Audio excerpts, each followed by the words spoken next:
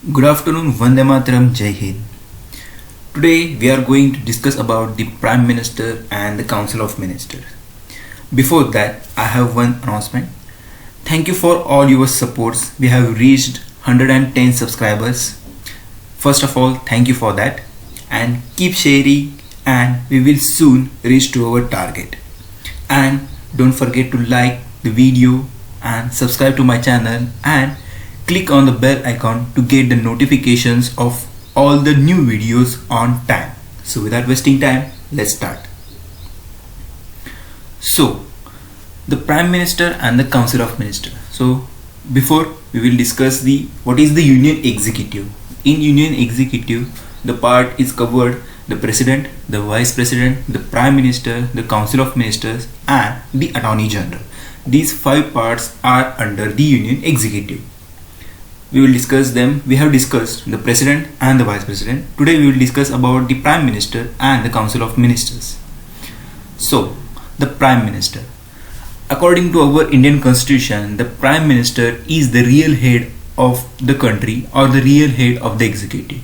Yesterday's video I taught you about the President. The President is the nominal head of the country given by the Indian Constitution, but the Prime Minister is the actual head, or we can say the executive head of the country. Under the Article 75 of the Indian Constitution, it says that the Prime Minister of India will be appointed by the President of India. We have seen in many times the questions like this: who appoints the Prime Minister? The answer is the President of India. The Prime Minister of India is the ex officio chairman of the Niti Aayog, the National Integration Council and the Interstate Council. The Prime Minister of India takes oath in the presence of the President of India. In short, he is the head of the Niti Aayog, National Integration Council, Interstate Council. We will discuss about the Interstate Council in upcoming videos as well. Who gives the oath to the Prime Minister? That is the President of India. Then the powers of the Prime Minister. The powers that Prime Minister can enjoy while he is sitting in that seat. First of all, he prepares the list of the Council of Ministers, the group who will handle which state and which category. He decide that and prepare the list, and the President cannot drop any name from that list. He shows that list to the President, and President sees it. If it is correct, he gives his assent, and if it's not, then he gives some recommendation, and according to that the President and the Prime Minister form the Council of Ministers.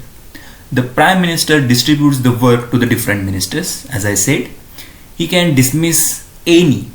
He presided over the meeting of the cabinet. He supervises and coordinates the working of the various departments. Basically, Prime Minister is the middle part of the President and the Council of Ministers.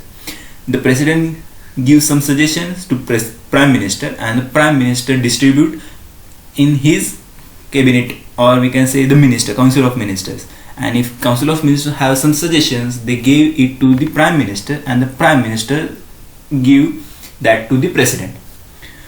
He is the main spokesperson of the central ministry. He is the link between the Council of Ministers and the President. As I said, he advises the President in the issue of making appointments. He advises the President to dissolve the Lok Sabha. That's the power of the Prime Minister of India. He plays a leading role in making all policy statements, as also the preparation of the annual budget. He recommends the President to declare the emergency on the grounds of war, external aggression and armed rebellion. He gives advice to the President of India to declare the state emergency if any state is not working according to the Constitution. In short, he forms the list of the Council of Ministers. He is the middle link between the President and the Council of Ministers. He plays a leading role in the policy statement. If any type of emergency is happening, he advises the President for that. If any state is not performing well, he advises the President to have the state emergency. Also, he is the main spokesperson of the central ministry. He speaks on the behalf of all his ministers in the Lok Sabha as well. He also advises President to dissolve the Lok Sabha. That's the power of the Prime Minister. Then the Article 78 specifically lists down the duties of Prime Minister, the duties he has to perform every day to day. It shall be the duty of Prime Minister to communicate to the President all decisions of the Council of Ministers relating to the administration of the affairs of the Union and proposal for legislation to furnish such information relating the administration of the affairs of the Union on and proposal for legislation as the President may call for. That means he communicate with the President that we have taken some decision to do any policies or any proposal for the legislation for some betterment of the nation. Prime Minister communicate with the President about this decision. That's his duty. If the President so requires to submit for the consideration of the Council of Ministers any matter on which a decision has been taken by a minister but which has not been considered by the Council, that's the duty of the Prime Minister to follow. Then comes the Article 75 of the Indian Constitution, mention that the Prime Minister is the one who is appointed by the President. We know that the President appoints the Prime Minister. There is no specifically procedure for his election or appointment. But in India, we know that any party win in the election, then the party's head become the Prime Minister. Then the Article 74(1) states that there shall be a Council of Ministers with the Prime Ministers at the head to aid and advise of the President. That means there should be a Council of Ministers and the Prime Minister to help the President to govern the nation. Thus the Indian Constitution itself reorganizes the Prime Minister. Then the power and the functions of the Prime Minister. We have discussed some powers. Then the remaining are: he is the leader of the country, the head of the government of India. The portfolio allocation, that means he assigns some tasks or some portfolio to the various ministers that he is having in his party. The chairman of the cabinet, that means the Prime Minister is the chairman of the cabinet and presides the meeting of the cabinet. He can impose his decisions if there is a crucial opinion difference among the members. That means he is we can relate it as a headmaster in a school. He gives the various portfolio to the various teachers. We will teach this subject. If any policy or any type of recommendation is given by the teachers, he is listen to it and act upon it. Similar that official representative of the country, he represent on the higher level of international meetings in name of the President. The link between the President and the cabinet, we already discussed that. The Prime Minister is the head of nuclear command authority. That's the main. You have to note it down that the Prime Minister is the head of nuclear command authority, not the President. He is the head of the Niti Aayog, appointments committee of the cabinet, Department of Atomic Energy, Department of Space and Ministry of the Personnel, the Public Grievance and Pensions. He acts as a chief advisor to the President. If President needs any type of advices, he asks for the Prime Minister about the various policies and the recommendation for the betterment of the nation. Then comes the eligibility to become a Prime Minister. If anyone wants to become Prime Minister, there are some terms, or we can say the clause, that he has to fulfill. What are those clauses? To become a Prime Minister, one has to be the one and only in all the eligibility criteria. There is one common eligibility criteria, that is that person has to be a citizen of India. Then a member is either a Lok Sabha or Rajya Sabha. He has to become a member. That we know that in the election the party win, the head gave the recommendation for the Prime Minister. Then he has to become a member of Lok Sabha, either Lok Sabha or Rajya Sabha. He should have completed 30 years of age if he is from election and the member of the Rajya Sabha, or the 25 years of age if he is the member of the Lok Sabha. Then comes the list of the Prime Ministers. The list of Prime Ministers that we had and now. The first One was the Jawaharlal Nehru from 1947 to 64 from the party of Congress. Then Gulzari Lal Nanda from 64 to 64, just short duration, from the Congress. Lal Bahadur Shastri from 1964 to 1966 from the same Congress party. The Gulzari Lal Nanda 1966 to 1966, but the date is January 11 to January 24, the same party, Congress party. Indira Gandhi January 24, 1966 to 1977, the Congress party. Morarji Desai 1977 to 1979, Janata Party. The Charan Singh 1979 to 1980, Janata Party. The Charan Singh has never ever has taken a step in the parliament. Indira Gandhi again in 1980 to 1984, the Congress party. Rajiv Gandhi same 1984 to 1989, Congress party. VP Singh 1989 to 1990, Janata Dal. PV Narasimha Rao 1991 to 1996, the Congress party. Atal Bihari Vajpayee from 1996 to 1996, May to June, Bharatiya Janata Party, that is BJP. HD Dev Gowda 1996 to 1997, Janata Dal. Inder Kumar Gujral 1997 to 1998, Janata Dal. Atal Bihari Vajpayee from 1998 to 2004, the Bharatiya Janata Party, that is BJP. Dr. Manmohan Singh 2004 to 2014, the Indian National Congress INC. And Narendra Modi from 2014 till date from the Bharatiya Janata Party BJP. That was the list of the Prime Minister that India had and currently having. Then comes the Pandit Jawaharlal Nehru, held the office for the longest term as the Prime Minister, and Atal Bihari Vajpayee held the office for the shortest duration as the Prime Minister. You note that down, that Pandit Jawaharlal Nehru held the office of Prime Minister for the longest term, and the Atal Bihari Vajpayee in opposite, the short duration. The Lal Bahadur Shastri was the only Prime Minister of India who died during his tenure outside India at Uzbekistan, former USSR. That means the Lal Bahadur Shastri died as a Prime Minister outside the India.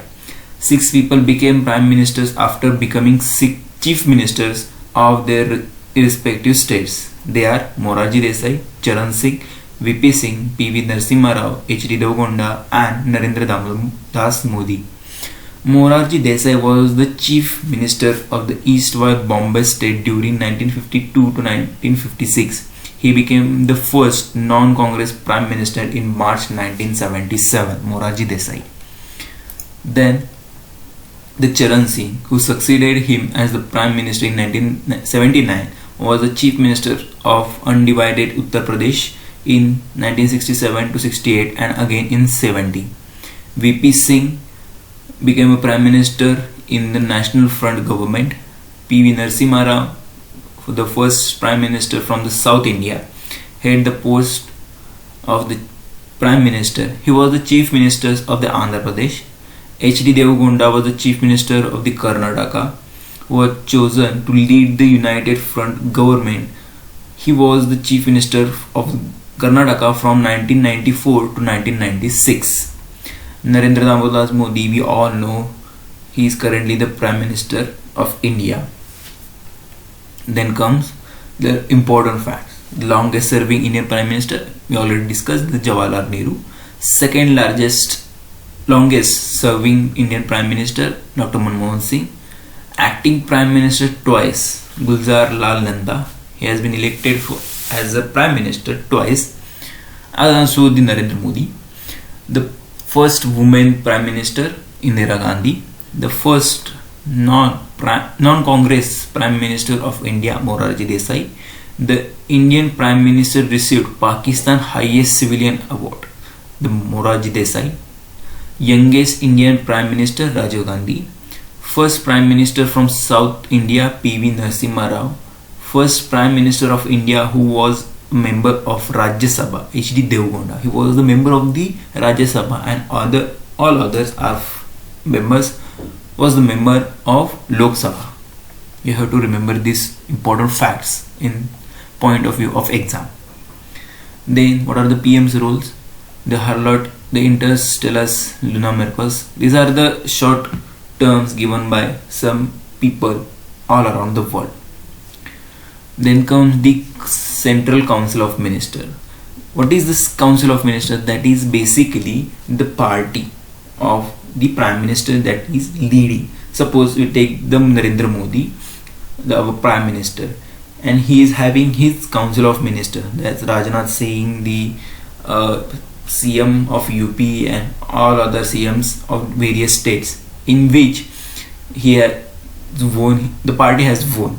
He gave some tasks or allocations of the authority, some kind of work for the ministers, and that collectively group is named as the Council of Ministers. The Article 74 of the Constitution of India says that there will be a Council of Ministers with the Prime Minister, with the main aim to advise the President in the exercise of his functions. Acceptance by presidents of the advice tendered by the Council of Ministers is obligatory after the 42nd, 44th Amendment Act. That means Article 74 in short says that the Council of Ministers along with the Prime Minister advises the President for the betterment of the nation, and these obligations are mandatory. The advice is given. The acceptance by the President of the advices tendered by the Council of Ministers are obligatory on the President is under the 42nd and 44th Amendment Act. The decisions of the Cabinet and advice tendered to the President is confidential and cannot be questioned in court of law. Then, according to the 91st Amendment Act 2003, the Council of Ministers in the center and the state cannot be more than 50% of the total strength of the Lok Sabha and the Vidhan Sabha. That means the Council of Ministers, the number for the Council of Ministers cannot, center or the state, cannot be more than 50% of the total strength of Lok Sabha and Vidhan Sabha. Constitution only speaks the Council of Ministers, but no classification is mentioned except word cabinet used in Article 352. That is for your information just. It has been added by the 44th Constitution Amendment Act 1978. It states that the President will announce the national emergency only on the recommendation, written recommendation of the Cabinet. That means the President cannot go in the morning and say from today onwards the national emergency is started. But this is not going to happen. The President need the written recommendation from his Cabinet, or we can say the Council of Ministers. Then he will assign or say that from today onwards the national emergency will start. That's the process given by our Indian Constitution.